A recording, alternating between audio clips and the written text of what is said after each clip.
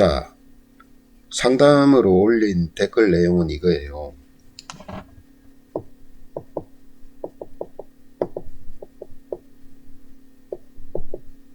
백신 후유증입니다. 코로나 바이러스 때문에 백신을 맞고 난 뒤에 미각을 자꾸 이제 잃어간다는 얘기예요. 사실은 정말 다양한 것으로 많이 왔죠. 제 주변에서도 많았습니다. 갑자기 막 시력이 극도로 나빠지고 그 다음에 눈에서 막 진물이 나고 그런 경우도 있었고요.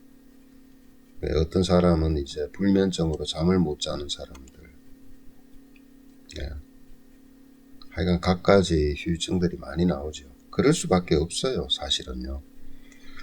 이 백신이라는 것은 양날의 칼입니다. 어쨌든 몸 안에 항원을 집어넣죠. 병을 일으키는 인자를 집어넣는 거예요.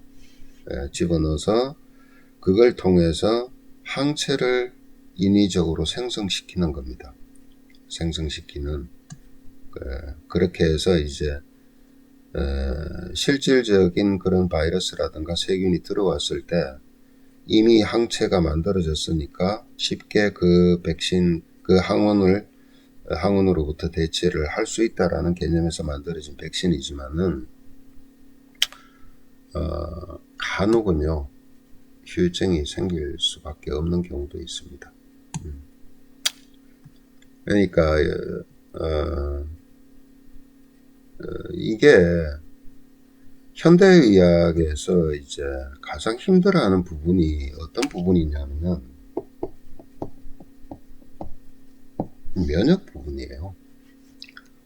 실제 사람들의 몸에서 일어난 질병들을 보면요, 뭐 사고라든가 유전적인 어떤 문제라든가 유전적인 특별한 질환을 얘기하는 겁니다. 그 외에 뭐 무슨 어떤 중독, 그러니까 뭐 그 중금속이라든가 방사선이라든가 아니면 독극물이라든가 뭐 여러 가지 환경 호르몬 같은 거에 의한 중독 문제, 약물에 의한 문제, 그런 특정한 거 몇 개 빼고요, 거의 대다수 질병이 면역과 연관이 있습니다. 그런데 솔직히 해야 돼요. 아직까지 면역에 관해서는 현대의학은 그렇게 뚜렷한 해답을 내놓지는 못하고 있습니다. 우리가 흔한 얘기로 세균에서 박테리아로 인한 세균은 항생제를 쓰죠. 박테리아는 뭐예요? 세포막을 가지고 있어요. 핵도 있지만은 세포막을 가지고 있기 때문에 저 세포막을 터뜨려 버리면은 박테리아는 사멸을 합니다.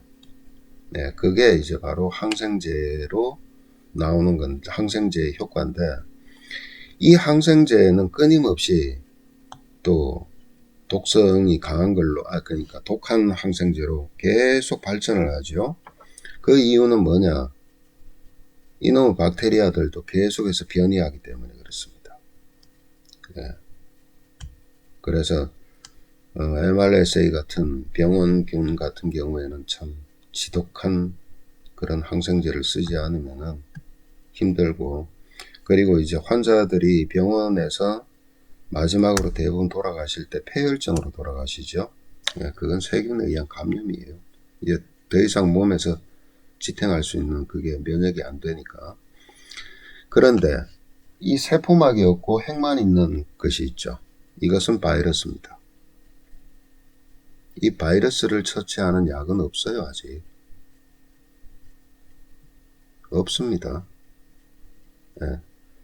다만 바이러스의 활동을 갖다가 조금 늦추기도 한다, 지연시키기 위한 어떤 약물은 있죠. 특히 이제 그런 것들이 많이 쓰이는 것이 이제 비형간염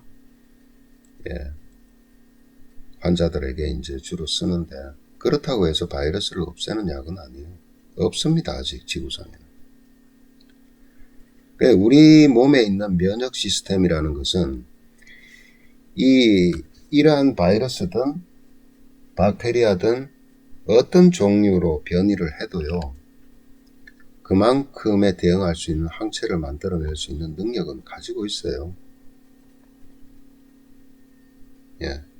그렇지만은 그 몸 상태에 따라서 다르죠. 어떤 경우에는 항체 만드는 속도보다는 이 항원이 급속도로 분열을 해서 몸에 데미지를 크게 입히는 경우, 그런 바이러스들은 어쩔 수가 없죠. 뭐 에볼라 같은 거, 이런 바이러스, 그런 거는 이제 어쩔 수가 없지만은 웬만한 바이러스는요, 특히나 이제 코로나 바이러스 이런 것들은 정말 감기 바이러스 중에 정도밖에 안 돼요. 예, 그렇지만은 확산 속도가 너무 빠르죠. 그래, 어쨌든 몸의 면역기 능력이 충분하고요. 예. 그 다음에 기본적인 어떤 그 체력도 되고 그런 사람들은 별 문제가 없는 것들이었습니다. 예. 문제는 뭐냐? 그런 외부에서 들어온 바이러스조차도 감당을 못할 정도로 엄청나게 면역 문제에서 문제가 생겼기 때문에 그래요. 그렇기 때문에 이런 백신을 통해서 도움을 받고자 하는 겁니다. 그렇지만 이번에 코로나 바이러스에 쓰였던 백신들은 실제 이제 임상을 거쳐서 백신 하나가 올바르게 세상에서 쓰이려면요, 정말 오랜 세월이 필요해요. 10년 가까이, 아니면은 이제 그보다 짧더라도 어쨌든 충분한 임상을 거쳐야 되는데, 급하게 그냥 세상에 풀려 나온 백신이나 마찬가지죠. 그래서 처음에 이제 제가 걱정을 했던 것은 차후에 백신에 대한 후유증으로 고생하는 분들은 많을 것이다 라는 예상은 했습니다. 그리고 주변에 또 그런 얘기를 나눴던 의료인들도 있었고, 저는 백신을 맞지 않았어요. 저희 집사람도 그렇고 백신을 맞지 않았습니다. 저희들은 또 외부 출입이 그렇게 저 같은 경우는 일절 안 했죠.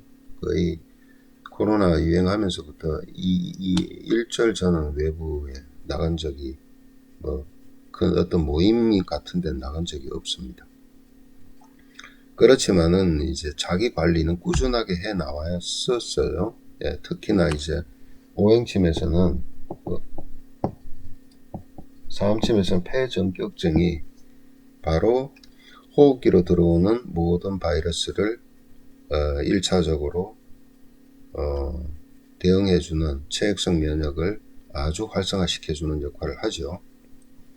네, 이것뿐만이 아니고 여러 가지 방법을 썼고, 그 다음에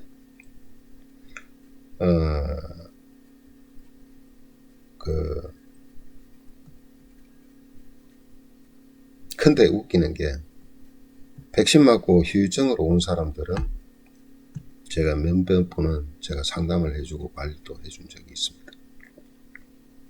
자, 어쨌든 그러면 이 백신이 내가 몸에서 충분하게 면역 시스템이 작동을 못해서 들어오는 이런 바이러스에 대한 대항력이 떨어졌기 때문에 미리 항체를 만들어서 대항을 하겠다라는 긍정적인 면도 있지만은 양날의 칼이 되는 부정적인 것은 뭘까요?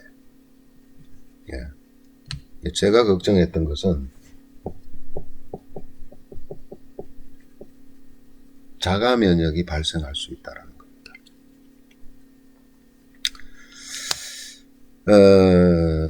자가 면역이라는 것은 나를 방어하는 면역 체계가, 면역 세포가 과잉 대응을 하는 거죠.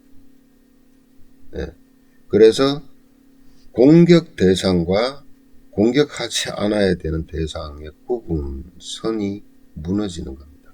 그래서 정상적인 세포나 조직까지도 공격을 해서 오히려 내 몸을 지켜야 되는 면역이 나를 괴롭혀서 질병 상태로 만드는 것이 자가면역 질환이죠.